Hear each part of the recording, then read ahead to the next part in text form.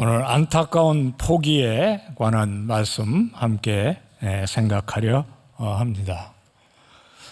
정말 포기하기 싫고 어렵지만 놓을 수밖에 없는 그런 환경을 우리 모두가 알고 있습니다. 학교에서 신앙 상담을 하다가 보면 그런 경우를 더러 본 적이 있습니다. 자신의 문제를 열어놓는 것 쉽지만은 않은 일입니다. 더 안타까운 것은 그렇게 용기를 낸 학생이 충고를 따라서 문제를 해결하려는 결단을 보여주지 못할 때가 아닌가 생각합니다. 한 번은 저희 학교에 수석으로 입학한 학생이 찾아온 적이 있습니다.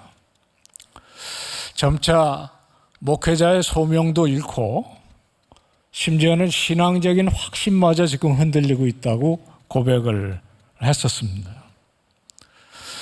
상당한 관심을 가지고 이런저런 격려도 하고 나중에는 제가 섬기던 교회에 데려와서 같이 일도 맡겨본 적이 있습니다.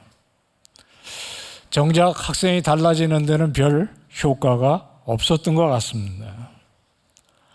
말을 물가까지 데려갈 수 있지만 먹이게 할 수는 없다. 속담을 생각하게 된 적이 있습니다. 그 학생의 고민이 진지하고 정말 힘든 것이라는 것은 이해합니다. 저 역시 그런 고민을 수년간 했던 적이 있었기 때문입니다.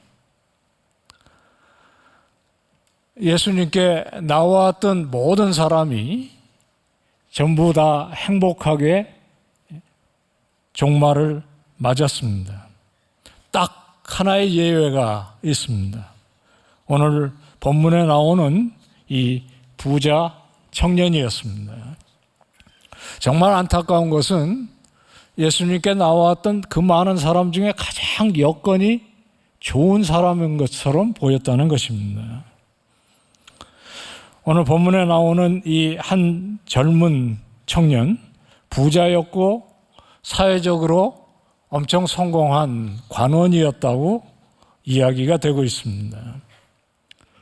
예수님의 안타까운 심정이 오늘 본문에서 절절히 느껴집니다. 이 청년은 예수님께 나오는 용기가 있었지만 그 좋은 조건 가운데서 행복하지 못했던 이유가 무엇이었겠습니까? 오늘 우리가 이 말씀을 함께 듣는 가운데 주님께서 저희들에게 주시는 격려도 또 용기도 함께 누리며 찬양으로 나아갈 수 있으면 좋겠습니다.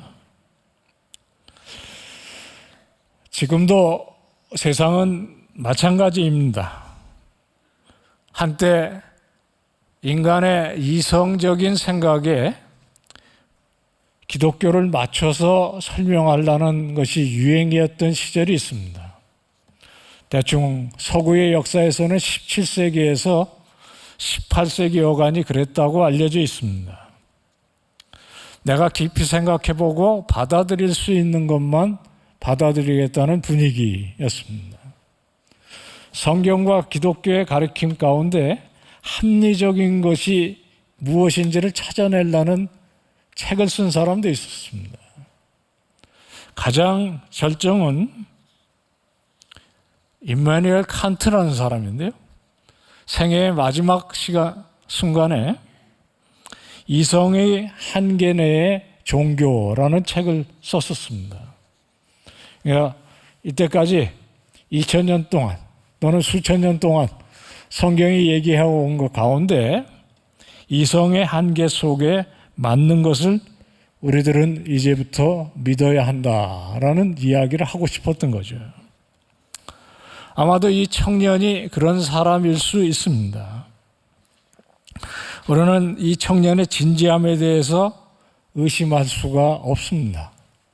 오늘 본문에 보면 간절한 마음을 품고 달려와서 예수님 앞에 무릎을 꿇고 정말 자기가 진지하게 고민했던 것을 예수님께 내어놓고 있거든요. 간절한 마음으로 예수님께 나온 것이 분명합니다. 오늘 아침에도 제가 지하철을 타고 오면서 보니까 이 비가 오는데도 등산 가시는 열심히 있는 분들 많고요. 제가 자주 말씀드리는 것 같은데 가장 많이 사람들이 내리는 곳은 경마장역이었습니다. 그 간절한 마음으로 가는 거거든요. 우리가 한 가지 다르다면 그들보다 훨씬 간절한 마음으로 하나님의 말씀을 듣고 주님을 경배하기 위해서 이 자리에 나와 있는 것이 아닐까요? 예수님을 시험하러 나왔던 사람들과는 전혀 다른 종류의 사람입니다. 요한복음에 나오는 니고데모라는 뛰어난 바리새인을 생각하게 하는 젊은이입니다. 선한 선생님이여, 내가 무엇을 하여야 영생을 얻으리까? 부자이기 때문에 그럴 수 있고 성공한 사람이기 때문에 그럴 수 있지만 이 사람의 질문은 먹고 사는 문제, 세상에서 성공하는 문제가 아니었던 거죠. 영생이었습니다. 이것이 그의 사람됨을 말해주지 않습니까? 이 청년은 사회적으로 성공하고 물질적으로 부족하지 않은 그런 위치에서도 그런 사람들이 흔히 빠지기 쉬운 교만이나 방탕과는 거리가 있는 사람이었습니다. 또 예수님의 말씀에 계명을 내가 종교적으로 잘 살았다라고 자신 있게 얘기할 수 있는 사람이었습니다. 그럼에도 불구하고 그는 마음속에 간절한 갈망이 있었다는 거죠. 구도자였습니다. 부족할 것이 없는 사람이 달려와서 무릎을 꿇고 영생하는 진리를 찾는다는 것은 그리 쉽게 보는 일이 아닙니다.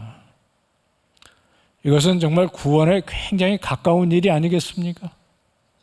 우리가 이미 구원을 주님께 받아 찬양하는 자리에 나와 있지만 적어도 제가 생각하기에 경마공원에서 내리는 분, 관악산을 오르기 위해서 등산 팩을 우산 쓰고 가는 사람보다는 주님 주시는 영생에 가깝고 또 우리 가운데 영생에 대한 기쁨이 있는 것이 분명하다고 저는 믿습니다. 그러나 과연 우리가 그런 사람일까요? 혹시 테스 형이라고 들어보셨습니까? 목사가 왜 취향이 그러냐 이렇게 비난하셔도 괜찮을 것 같아요. 오래전에 추석 때 테스 형이 가족 모임 앞에 흘러나오는 것에 정말 꽂혀서 그걸 끝까지 열심히 봤어요. 오늘날 대중 가요에서도 정말 세상이 왜 이렇습니까? 영생이라는 게 천국에 가보니까 있던가요? 이게 묻지 않습니까? 여러분이 더 잘 아실 수 있는 강남 스타일은 어떻습니까? 오늘 밤에 머리를 풀고 갈 때까지 가면 도대체 어디까지 갈 겁니까? 그런데 다 달려가거든요. 그리고 그 노래가 흘러나오면 전부 다 하는 양이 있습니다. 공감이 되는 거죠. 다 영생을 추구하는 마음의 짝퉁 아니겠습니까? 체스터턴이라는 사람이 유명한 말을 남겼어요. 율락가를 찾는 사람도 사실은 거기서 하나님을 찾고 있다. 이 젊은 관원의 이야기는 복음서 전체에 나옵니다. 마태복음 19장에, 누가복음 18장에, 마가복음 10장에 거의 같은 얘기, 조금씩 말씀만 달라요. 그만큼 복음의 역사에 안타까운 경우였던 것 같습니다. 우리 시대에도 그를 닮은 많은 사람들이 있을 수 있어서 아마 전형적인 인간상으로 복음서가 다루고 있지 않은가 싶어요. 예수님께 나와왔던 많은 사람들, 삭개오도 있고요, 마태도 있었고요, 사마리아의 여인도 있었고요. 그들과는 질적인 면에서 그리고 환경적인 면에서 월등히 좋았던 사람입니다. 문제는 그가 영생을 추구하는 자세, 그의 방향이 잘못되었다는 거죠. 그는 다른 동시대의 유대인들처럼 아마 영생의 문제를 무엇을 하는 것이라고 생각했던 것 같아요. 이것도 하고 저것도 하고 또 더 하고. 그래서 예수님께서 십계명을 얘기했을 때 다 했다라고 자신 있게 얘기했던 거예요.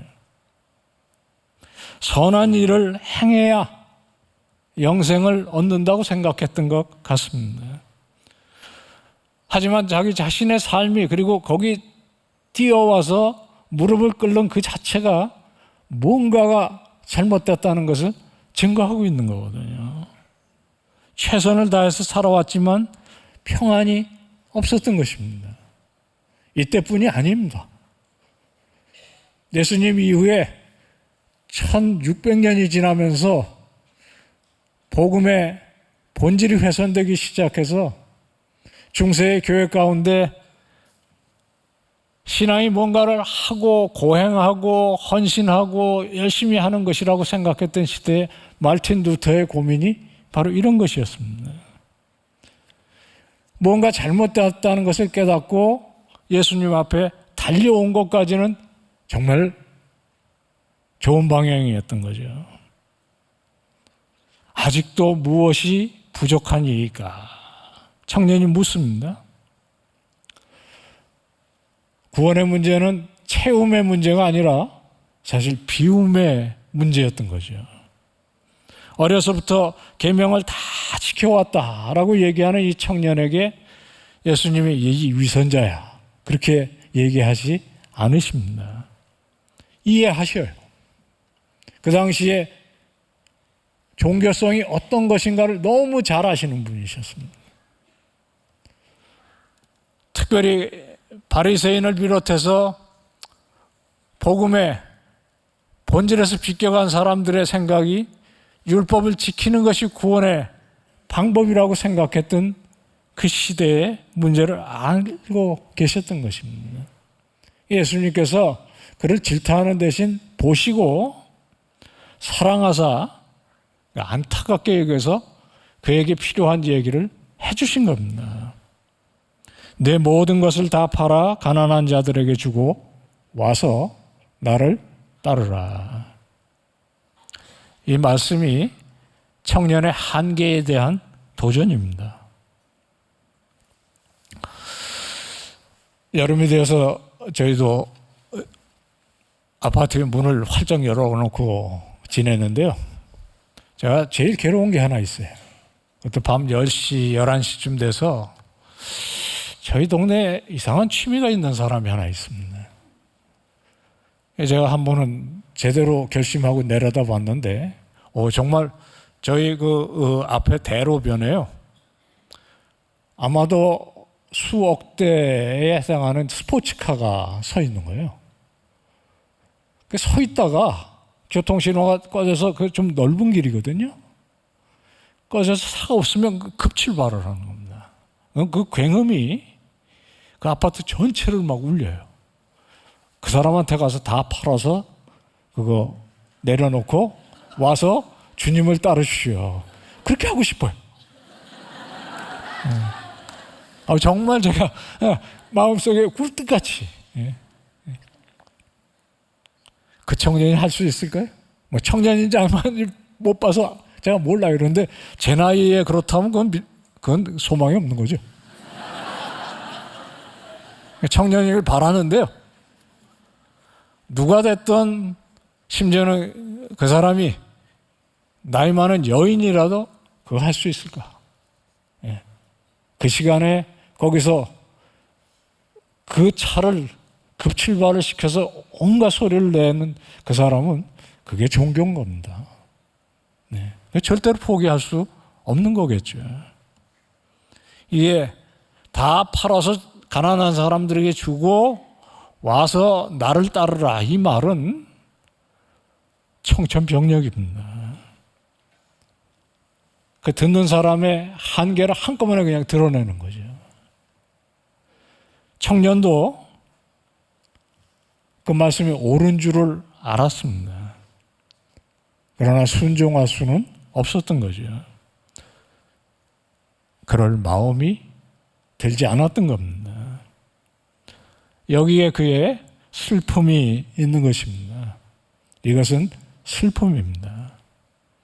그는 예수님을 향해서 화를 낼 수는 없었던 거 분명합니다. 사람이 포기하기 어려운 것을 놔야 할 때 아쉽고 안타깝고 슬픔에 빠지는 거죠. 그게 슬퍼했습니다. 그러나 순종을 하지 못했던 것입니다. 그래서 이것을 안타까운 포기라고 부릅니다. 정말 아쉬운 실패입니다. 숨이 차도록 간절한 마음으로 예수님께 뛰어왔던 거죠. 계명을 지키라 했을 때는 아마 실망했던 것 같아요. 내가 어렸을 때부터 유치원 때부터 너무너무 잘 알고 나 나름대로 해왔는데 내가 잘못 기대했나? 이 사람이 소문을 듣던 그 메시아라고 기대하는 사람인가? 아마 실망했던 것 같아요. 재산을 다 팔아서 가난한 자들에게 나누어 주라 하는 말씀에는 놀랐습니다. 그리고 이내 슬퍼 그리고 무거운 걸음으로 돌아서 왔던 길을 간 거죠. 사랑하는 여러분, 예수님께 기대를 가지고 뛰어왔다가 슬픈 마음으로 무거운 걸음으로 온 길을 되돌아가는 사람은 이 청년만은 아닐 것입니다. 우리는 부자가 아니라서 이 청년보다 훨씬 예수님을 쉽게 따를 수 있는 것도 아닐 것입니다. 뭐든지 할 수 있을 것 같은 마음으로 뛰어는 왔지만 작은 어려움에도 신앙을 포기하는 사람들이 있지 않습니까? 한번 결심하고 찾기로 한 영생의 길, 간절함을 잃지 않아야 하지 않겠습니까? 뛰어왔다가 안타까운 마음으로 되돌아갈 수밖에 없는 그 청년을 보는 예수 그리스도의 눈길을 생각해 보시는 시간 되었으면 좋겠습니다. 우리가 신앙생활을 하다가 혹시라도 놓고 싶은 마음이 들 때 바로 예수님을 생각해야 하는 것입니다. 히브리서 12장 2절에 믿음의 주여 또 온전케 하시는 이인 예수를 바라보자. 믿음의 주여 온전케 하시는 예수를 바라봐야 되는 이유가 뭡니까? 예수님도 놓고 싶은 때가 많으셨거든요. 우리는 흔히 하나님의 아들이시고 전능하신 분이시니까 무슨 어려움이 있었을까? 그렇지 않습니다. 십자가를 앞두고 골고다 고난을 앞두고 주님께서 밤새도록 씨름하셨다는 거 아니에요? 네. 하실 수만 있으면 이 잔이 내게 지나가게 해 주시옵소서. 그렇게 주님께 하나님께 간절히 매달리는 순간이 하나님 아들인 예수 그리스도에게도 있다는 거예요. 그래서 그 믿음의 주여 온전케 하시는 예수를 우리가 바라봐야 할 이유가 거기 있다는 것이고 지금 여러분과 제가 바로 그 주님을 바라보고 있는 것이 아니겠습니까? 그 예수는 그 앞에 있는 즐거움을 위하여 십자가를 참으사 부끄러움을 개의치 아니하시더니 하나님 보좌 우편에 앉으셨느니라. 아멘입니다. 우리가 이렇게 따를 수 있기를 소망합니다. 예수 그리스도 다 팔아서 가난한 자에게 주고 와서 따르라 말씀만 하신 분이 아니십니다. 나를 따르는 자, 자기의 십자가를 지고 따르라 하실 때 먼저 인류의 십자가를 지신 분이십니다. 이 아침 우리의 마음속에 있는 결단이 다시 한번 굳어지는 시간 되었으면 좋겠습니다. 조금 부정적인 의미에서는 이 청년이 그 안타까운 포기 가운데 뭘 놓쳤는지를 생각해 보는 것도 이 아침에 우리가 받아야 그리고 누려야 할 은혜 중에 귀한 부분이 아닐까 생각이 듭니다. 예수님께서 이 청년에게 하신 말씀이 굉장히 독특한 말씀입니다. 아무에게나 하시는 말씀이 아니십니다. 와서 나를 따르라. 좀 송구하지만 우리가 이 말씀을 새기기 위해서 영어로 한번 할게요. Come and follow me. 와서 나를 따르라. 특별한 초청입니다. 제자들을 부를 때 쓰신 말씀입니다. 세리 마태복음 9장 9절에 똑같은 말씀으로 마태를 부르셨어요. 그래서 그는 마태복음을 쓰는 사도가 되었습니다. 요한복음 1장 39절에 그리고 1장 43절엔 또 다른 제자인 빌립을 부를 때 이렇게 하셨습니다. 아쉽게도 그 초대를 따를 수 없었던 이 청년이 그 말씀에 순종했더라면 어떻게 되었을까를 생각해 보는 것이 큰 도전이 됩니다. 이 청년보다 상황이 안 좋았던 삭개오나 사마리아 여인도 행복하게 결말이 지어졌어요. 왜 이 청년만이 그렇지 못했을까? 결국엔 자기가 소중하다고 여기는 것이 따로 있었기 때문이 아니었겠습니까? 정말 부자한테 다 팔아. 그걸 가난한 사람이 다 주고 나를 따르라. 나한테 그러시면 그건 내가 할 수가 있을까? 그래서 지금 겁나는 분들이 계시죠? 저도 겁날 것 같아요. 예수님의 그 말씀이 진심이십니까? 청년은 이렇게 물을 수가 없었어요. 왜냐하면 그건 예수님이 액면 그대로 글자 그대로 그 말씀을 나에게 명령하시니까 그게 중요한 게 아니잖아요. 지금 그 말씀은 사태의 본질에 대한 정말 강력한 찌름입니다. 그 청년이 절반을 팔고 왔을 때 아직도 멀어서 다시 해. 그렇게 얘기하셨을 것 같지가 않아요. 왜냐하면 우리의 연약함을 가장 잘 아시는 분 아니십니까? 태도의 문제인 거죠. 적어도 사태의 본질, 우리가 예수를 믿고 주님을 따른다는 것이 무엇인지는 정확하게 보여주신 말씀입니다.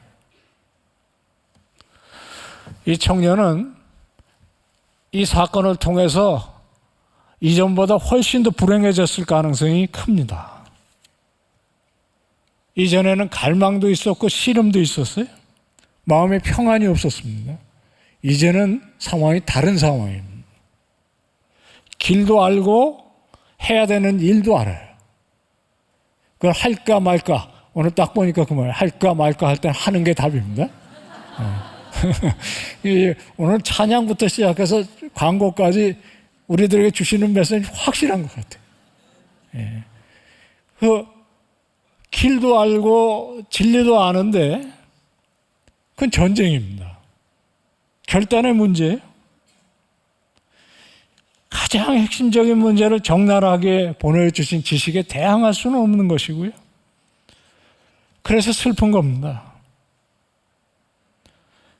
이것이 얼마나 낙심이 되는 일이, 이때까지 난 그래도 그럴듯한 신앙인이었다라는 그 자존심까지 완전히 깨어진 순간 아닙니까? 그 갈등 속에서 주님께 돌아왔더라면 얼마나 좋았겠습니까? 마태가 와서 나를 따르라 순종했기 때문에 복음서를 쓴 사람이라면 제가 보기엔 이 사람은 더 훌륭한 복음서를 쓸 수 있는 사람이었을 거예요. 왜냐하면 자원도 있죠. 관원이라는 그 당시에 최고의 지식인 아니면 지도자 위치에 있는 사람이었으니까요. 사도 바울을 방불하게 하는 사람이 아니었을까 싶어요. 사도 바울이 서쪽으로 복음을 전했다면 동쪽으로 가서 더 위대한 역사를 했을 수도 있었던 사람일 거다. 그런 생각을 하게 만드는 사람입니다. 자기의 한계를 솔직하게 인정하고 돌아가는 것은 안타깝지만 정말 그렇게 하지 못한 사람을 볼 때 또는 그 모습 속에 우리의 모습이 비친다면 내 모습이 혹시 그 가운데 얼뜻 보인다면 정말 그것은 안타까운 포기일 것입니다. 사랑하는 우리 삼일교회 자매님들, 형제님들, 내가 할 수 없다고 생각해서 못하는 건 그건 신앙이 아닙니다. 참된 영생의 길은 우리 인간이 할 수 있는 일이 아닙니다. 그래서 주님께서 십자가를 지시기 위해서 이 땅에 오셨고 그 일을 하셨고 우리에게 말씀하시는 것은 믿고 따르면서 와서 따르는 일입니다. 그래서 우리 이 자리에 있습니다. 구원은 뭘 더 채움이 아닙니다. 사실 우리가 할 수 없는 것을 인정하고 우리 자신을 비워 하나님의 은혜를 받아들이는 것이고요. 그게 복음의 핵심입니다. 그 일을 했던 사람은 베드로도 사도가 되고 바울도 사도가 되고 다 복음의 증인으로서 무엇보다도 정말 이때까지 내가 가장 소중하다고 생각했던 모든 것들을 배설물과 같이 여기면서도 행복할 수 있었던 사람인 것입니다. 우리 모두가 그런 사람입니다. 예수님 그 다음에 나오는 그 유명한 말씀이 사람의 힘으로는 안 되는 거고 특별히 부자가 천국에 들어가는 일은 낙타가 바늘귀로 들어가는 것보다 어렵다. 이 말씀은 오용되고 남용되고 오해되고 굉장히 고민스러운 말씀인데 이 청년에 비추어서 생각을 해보면요. 낙타가 바늘귀로 들어가는 길이 바로 그 길입니다. 어느 인간도 스스로 구원할 수 없어요. 그러나 하나님께서 그 일을 하시고 하셨습니다. 2000년 전에 그 일을 하셨고 지금 매주일 아니면 매 순간 이 단에서 선포되는 얘기가 낙타가 바늘귀로 들어가는 비밀을 우리들이 누립니다. 심지어 우리는 아멘도 하고 돌아갑니다.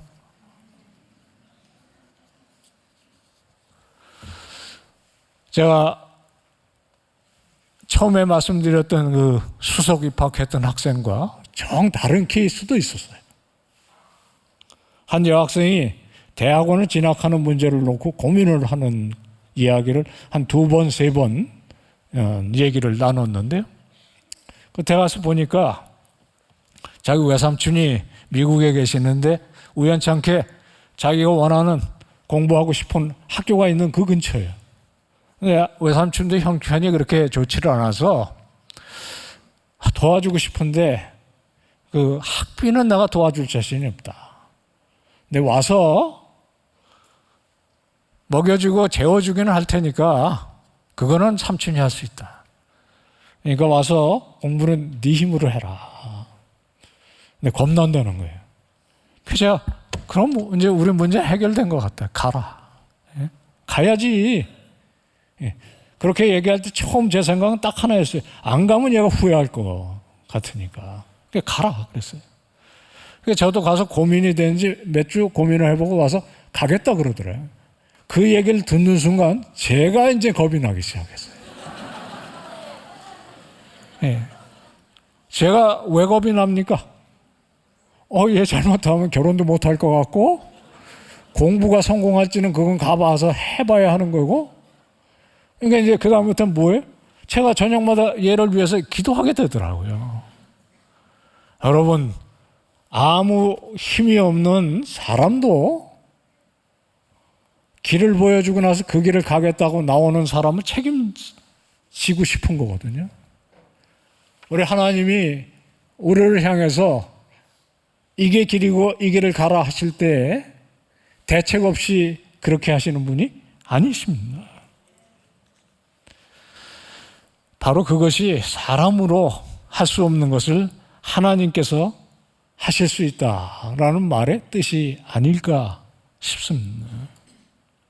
우리에게 필요한 것은 우리가 무엇을 더 해야 됩니까? 무엇을 더 하겠습니다가 아니라 주님 말씀하옵소서 우리가 순종하면 어느 날인가는 온전케 될 것을 믿습니다 하는 고백이 아니겠습니까?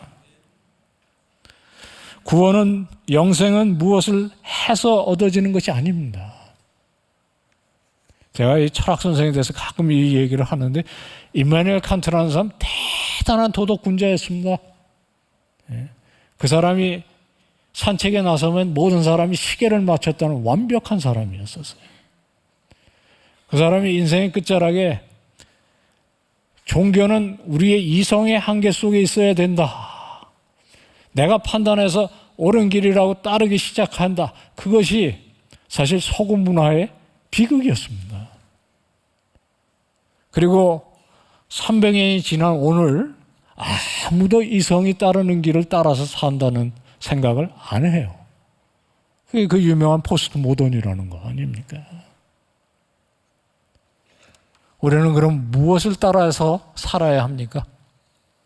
오늘 이 아침에 정말 달려서 이 자리에 나와 우리가 무릎을 꿇지 않았습니까?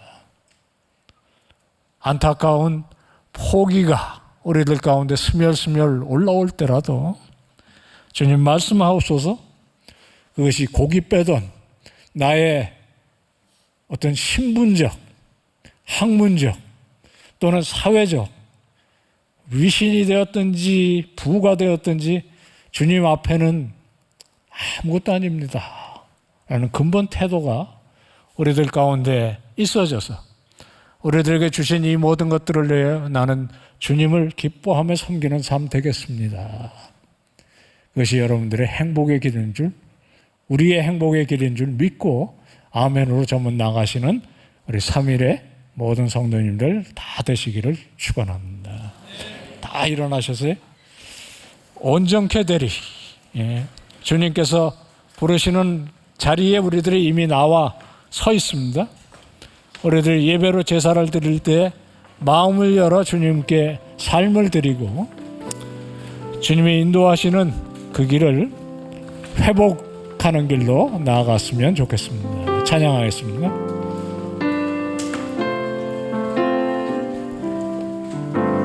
주 앞에 나와 제사를 드리네 마음 열어 내 삶을 드리네 주를 봅니다 끝없는 사랑과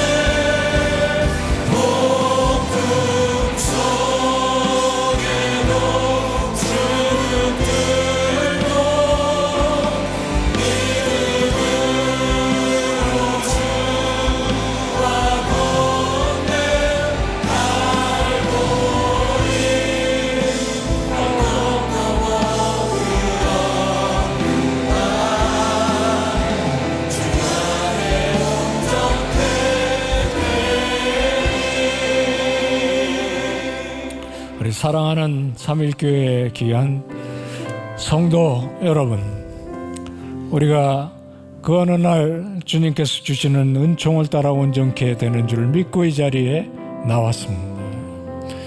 주님, 이 마음 변치 않고 늘 주님께서 와서 따르라 하는 말씀을 믿고 순종하며 살게 해 주시옵소서. 이제 힘들고 지친 내 마음을 회복시키시사오니 이 한 주간도 기쁨 가운데 용기 있게 승리하는 한 주간 되게 해 주시옵소서. 우리 함께 잠시 조용히 기도하고 그리고 축복의 말씀으로 예배 마치겠습니다. 기도하겠습니다.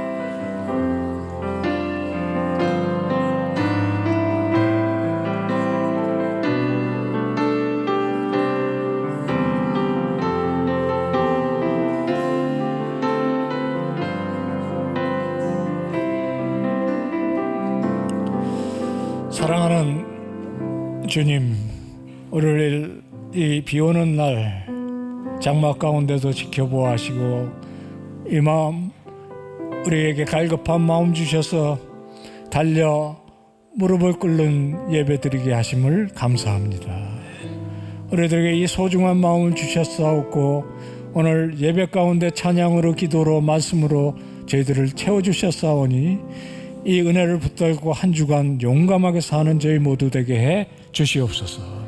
이제는 우리 주 예수 그리스도의 구속하시는 은총과 우리를 하나님의 딸과 아들 삼기 위하여 하나님의 아들을 십자가에 못 박아 내어주신 아버지 하나님의 넓고도 크신 사랑과 이 자리에 계셔서 저희들을 붙드시고 우리의 마음을 매만지시고 용기 주어 내보내시는 성령의 감동과 교통하심이 오늘 이 아침 함께 예배드리는 모든 성도들의 머리 위에와 그들의 가정과 직장과 일터와 자녀들 위에 이제로부터 영원토록 함께 있을지어다.